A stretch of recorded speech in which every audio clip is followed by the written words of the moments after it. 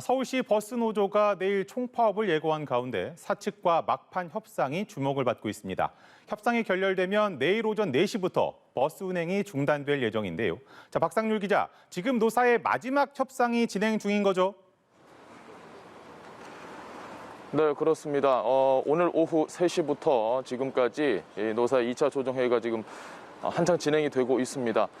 정오 오늘 자정까지 모든 협상이 다 마무리가 돼야 되는데 이제 남은 시간이 얼마 남지 않았습니다. 아직까지는 뭐 어떤 식으로 이야기가 좀 진행이 되고 있는지 저희가 파악은 안 되고 있는 상황입니다. 자정까지 협상이 이루어지지 않으면 노조는 내일, 그러니까 오전 4시 첫 차부터 버스 운행을 모두 중단하게 됩니다.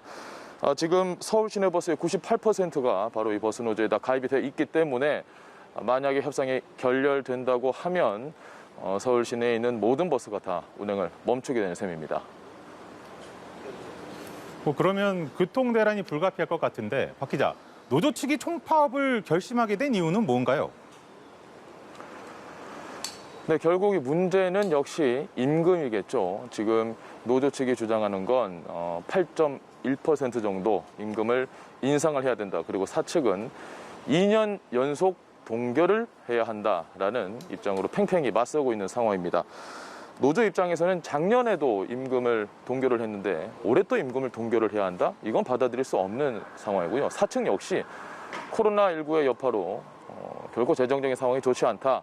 불가피한 선택이다. 접점을 찾기 쉽지 않은 상황, 아마 모두가 이해를 하실 겁니다. 노조는 그 외에도 뭐 식사의 질을 좀 개선을 해달라, 그리고 고용안정 협약을 체결해달라, 이런 식의 요구도 했는데 역시 결정적인 이유는 임금입니다. 노조가 요구한 이 8.1% 정도의 임금이 인상되는 것, 현금으로 저희가 환산을 해보면 월 한 32만 원 정도 되는 금액입니다. 그런데 서울에서 그 버스 노조가 파업을 했던 적이 최근에 언제였습니까?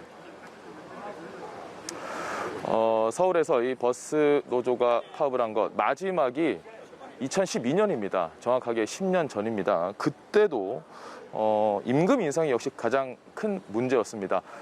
자정이 넘어서 출근 직전에 다행히 그때 협상이 타결이 됐고 2시간 반 정도 출근 시간대에 버스가 운행을 좀 중단했던 적이 있습니다.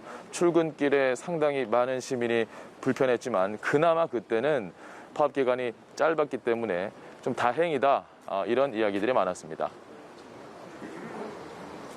박 기자, 서울 외에 전국 곳곳에서도 버스 운행 중단이 좀 예고가 되어 있다고요? 네, 그렇습니다. 지난 18일부터 이틀간 한국노총 산하의 이 전국자동차노조연맹에서 파업 찬반 투표를 진행을 했습니다. 찬성률이요 96% 정도 나왔습니다. 압도적인 찬성으로 파업을 지지를 했습니다. 투표에 참여했던 지역이 뭐 서울도 있고요, 경기도 있고, 그리고 뭐 창원도 있고, 부산도 있고, 충청도도 있었습니다. 상당히 많은 곳, 10개 지역이 다 참가를 했습니다. 아직까지 뭐 이들 지역에서 원래 이 교섭보다 개별적으로 진행을 하거든요. 근데 이들 지역에서 특별하게 뭐 좋은 소식이 들어오거나 이런 건 없습니다.